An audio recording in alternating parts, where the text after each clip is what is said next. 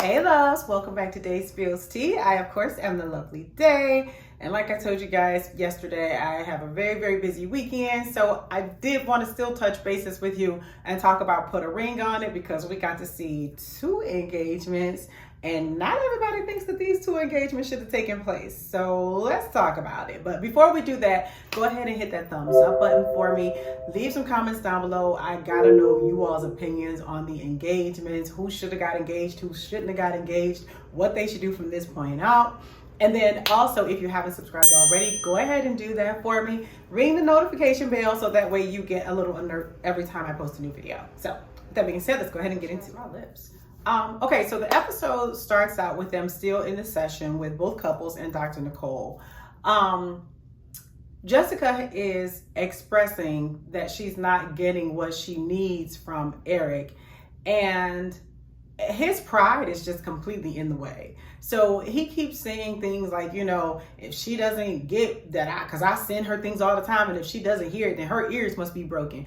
And here's the thing about that. Maybe she's not hearing what you're saying, but that doesn't mean you stop trying to convey to her your love and your appreciation for her. If someone doesn't hear you the first time, or if maybe someone, you know, was maybe hard of hearing, then you don't just not communicate with them or just blame them for not getting what you're trying to give them. You find a way to communicate it to her. You might write it down. You might use sign language. You have to figure out how to make her feel what it is that you're trying to convey. And so Dr. Nicole told him that. She's like, well, touch is your love language. That's how you receive love. And for her, it's those words of affirmation. So you gotta step it up. Like, you gotta give it to her in the way that she receives it. Sending her gifts and memes from the internet is probably not cutting the mustard as far as Jessica is concerned.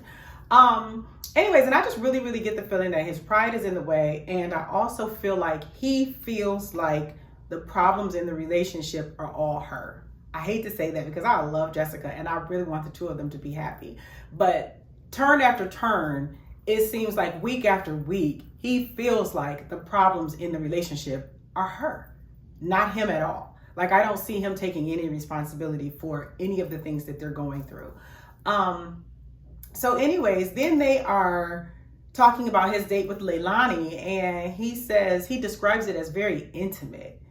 And I'm like, it reminded me of when Darian would be talking about his dates with Kai. Like, how are you sitting up here telling your girlfriend about being intimate with some other woman? Like, why do you feel like that's okay? Like, I think it's really insensitive toward her feelings in that point.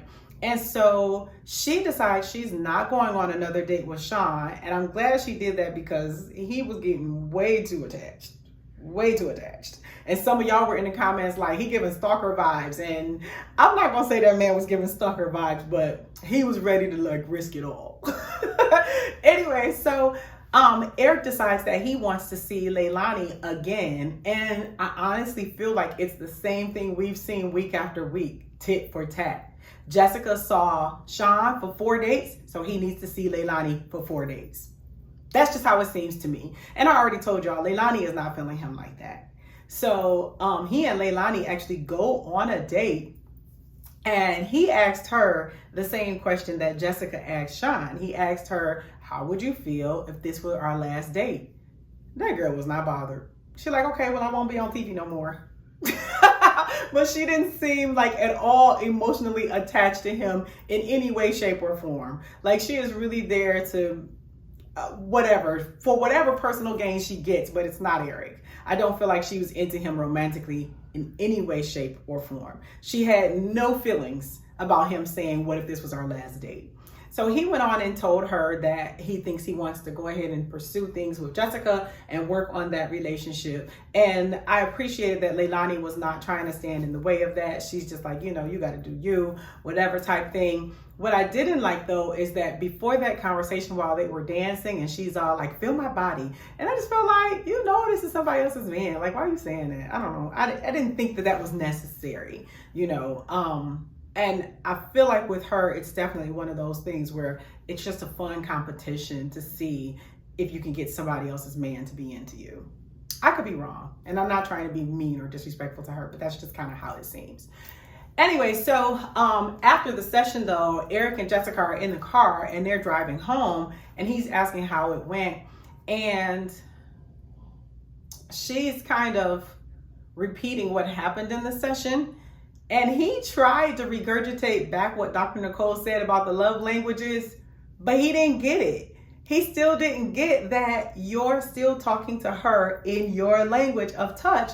And he gets that she should start talking to him in his love language, but he doesn't seem to get that he should also talk to her in hers. It's like, how do we get to you? She's telling you what she needs, and then somehow you start talking about, yeah, and that's your love language, but you need to talk to me. Like, Eric, like, stop. Anyway, so later he goes to meet with Dr. Nicole, and I'm sorry if I'm rushing, I'm all over the place. I'm just trying to get it out. But later he goes and talks to Dr. Nicole, and he's still saying how he's unsure and all that. And she basically tells him to stop trying to prove that somebody is doing wrong to him and all of that. And I really think that's what he's doing. And that frightens me, because it always seems like he's giving himself this excuse not to commit to her and not to be fully present in that relationship and have it progress into marriage. Yeah, there was one scene where Eric was saying in his confessional that, you know, sometimes he feels pretty sure, but every day Jessica does something that sets him back. And I'm just like, boy, stop with the excuses. Like, stop. You're looking for reasons not to be committed. And I hope she's paying attention to that and realizes that it's something that does need to be addressed.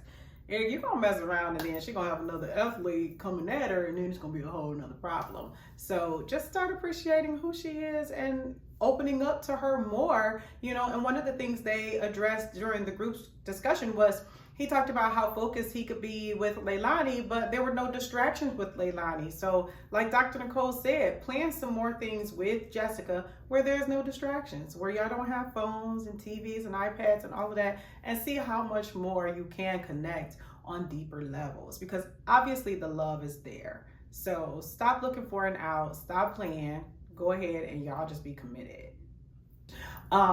So we know that at the end of the episode, he did propose, which was nice because she looked so happy. And I know that that's what she wants. And some of you are saying that they should not be getting married. And I agree that they don't need to get married tomorrow. But I do think that they may have what it takes to maintain a relationship, provided they both continue going through counseling, continue working on themselves. Listen, like I said before, I've been married almost 25 years. We have both done counseling. I mean, it has made a world of difference. And not even so much marital counseling or couples counseling, but individuals. Sometimes we need somebody to help us work things out. And I really think that that's absolutely true for the two of them.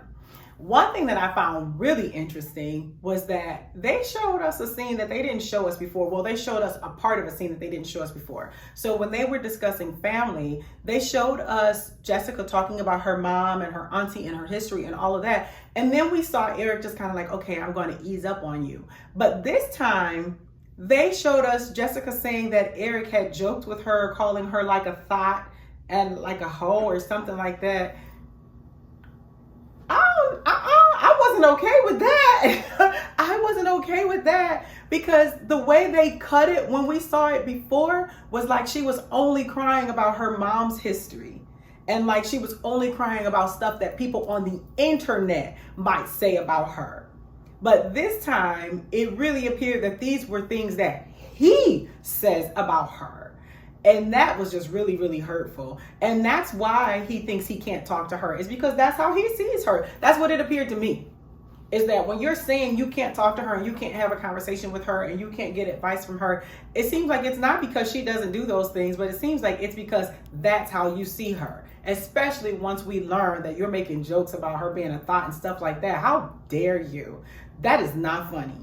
That is not funny, especially given the background that she has had from her mother. I didn't like that. But I did appreciate that when she said that is when he responded and said, well, I'm going to ease up on you with that kind of thing. But I hope they continue to explore those particular feelings in therapy, because that's out for me. That would be very hard to move on from, you know, thinking that my man, who I adore, who I respect, and I hold at a high regard, thinks of me as just a pretty face and a thought. I don't like that. Anyways, so he puts together this nice date for her, and she feels so special, and she's like, everything has my name on it, which is really, really nice because it means that he is in tune to who she is and what she wants and what she desires. So that part was really, really sweet. And then she's doing this photo shoot that he also set up, and she is killing it, serving it up all kinds of different ways. And then he basically surprises her, and he's kind of dressed to match. She's wearing red and he's wearing like black and white and red, and he comes in, and then that's when he proposes. And it was really, really sweet. I'm not even gonna lie, I'm a baby when it comes to that kind of stuff. I thought it was really, really sweet and cute and romantic. I still have red flags because I feel like he's still looking for there to be one thing to give him a reason to walk away. And I hope that they work through that. But it was really, really sweet, and I really like Jessica, so I was happy to see her so happy about the proposal. I thought it was funny because they made it like she didn't know it was coming, and it's like, girl, you knew it was coming. It's a TV show. You know what's happening. Anyway, so that was that, and they had like this dinner, and he was saying that all his questions were like answered in this dinner. Bruh, y'all been together for like 4 years, and y'all been going through this experiment for like the last 6 weeks or so, and you know, for production purposes, in this very last dinner is what solidified it for you. Okay. Whatever, you knew you were going to propose anyways, because kind of like I was saying with Darian and Alexia, like Jessica has become your home. Jessica has become comfortable, and like you're used to her and all of that. She might not be perfect, but you know she's a catch. So quit playing, quit wasting her time, make that move. So they go ahead and get engaged, and oh, they also made a toast to baby number 5. So she has agreed to having another baby, which is nice, but I hope that they don't jump into that until they work out the other emotional things between the two of them. So anyways, congrats to them. I wish them the best. So Shon and LaRhonda. So I feel so bad about my feelings about Shon because I don't dislike Shon.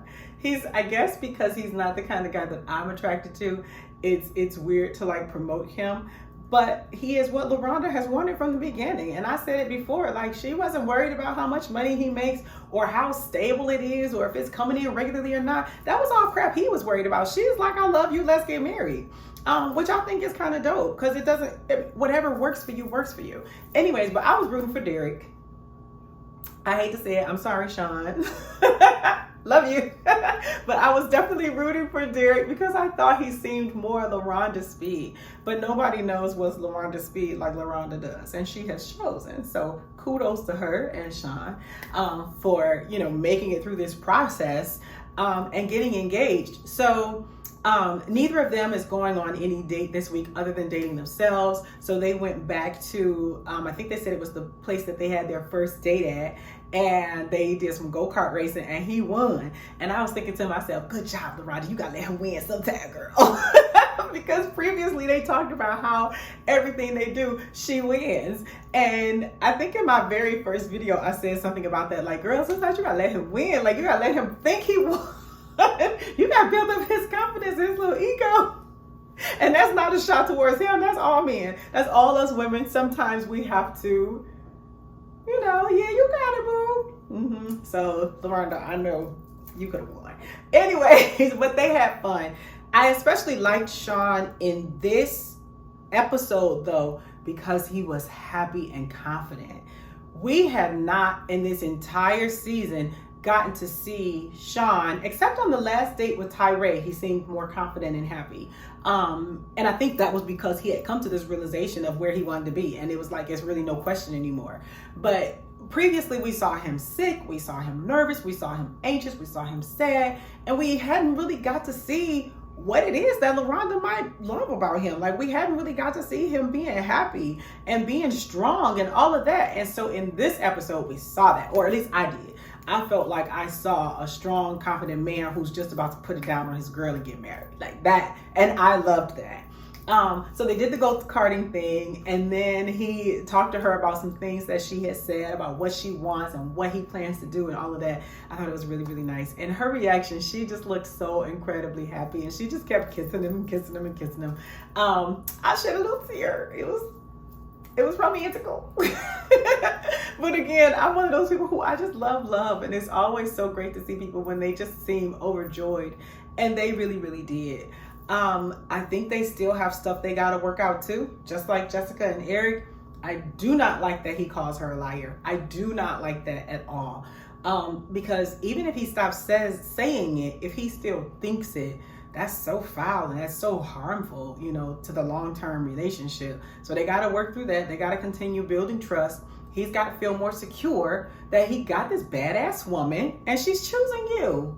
It's on national TV that you got this badass woman, successful, beautiful, smart, intelligent, cool, all of that kind of stuff. They didn't put her on some dates with some decent dudes, but she chose you.